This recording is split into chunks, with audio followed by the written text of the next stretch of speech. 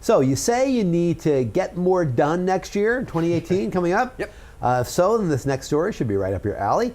Want to be more productive in 2018? Take more breaks. Yes. Is the name of this piece, which comes to us from Sleep more. the Sleep More, Work Less, Worry Less. There you go.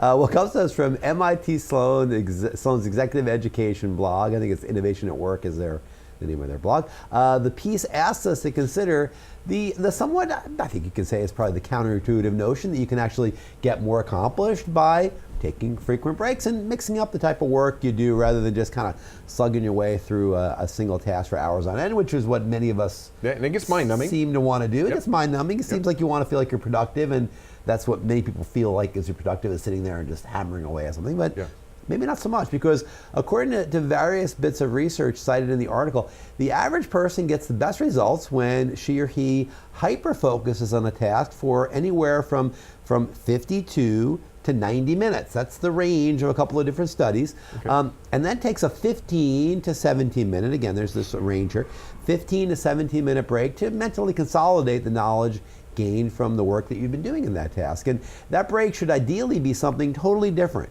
from the type of work you were doing while you were engaged. In other words, if you were doing online research or fact checking, don't spend your break checking your Facebook page or your fantasy football team, right? I mean, that really isn't going to recharge you. Instead, for maximum energy and brain recharging benefit, take a quick walk with your boss to do some long-range planning, maybe, or grab a cup of coffee with someone that you're mentoring. It's kind of like weightlifting, and this is my own analogy. I didn't mention this in the article, but I thought about this when I read it. You get a lot more benefit out of what they call shocking your muscles by doing vastly different types of exercises at varying levels of intensity at different times in your workout routine. So if you take frequent breaks and you do different things, it kind of shocks your brain in the same way and kind of wakes you up and makes sure that you're really attentive to what you're doing.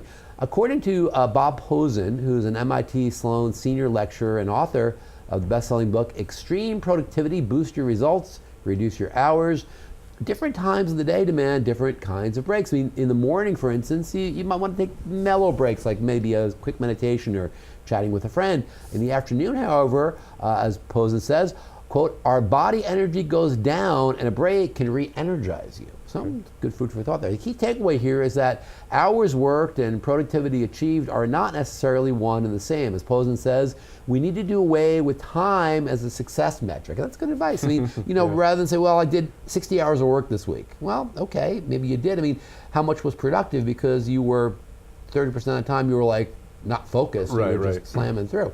It's good food for thought. I mean, I certainly know we're here in our little organization, many of us have our tasks that we really focus on, and maybe there's better ways of doing it. You mix it up a little bit. Yeah, well, I know, I mean, like you said, just taking a break, going for a walk. It's interesting what he points out, that a break is not doing the same kind of activity, but different. So going on Facebook during your break when you've been sitting in front of your computer all morning doesn't help. It may seem like you're doing something relaxing, but your brain is still having to do the same thing. It's looking at a screen, recording, reading, letters and words, and then having to compute them, right? So I mean, it's really the same activity. And I mean, from a mind-body, unity perspective, I mean, they say, you really shouldn't sit. Yeah, you need to get off your very long. You butt. need to get up. I mean, and literally just 5-minute walk to another person's office, and it can feel like you're wasting time. Yeah. But you're really not. You're engaging maybe in, hey, what are you working on? What's do you have any issues that I can help out with?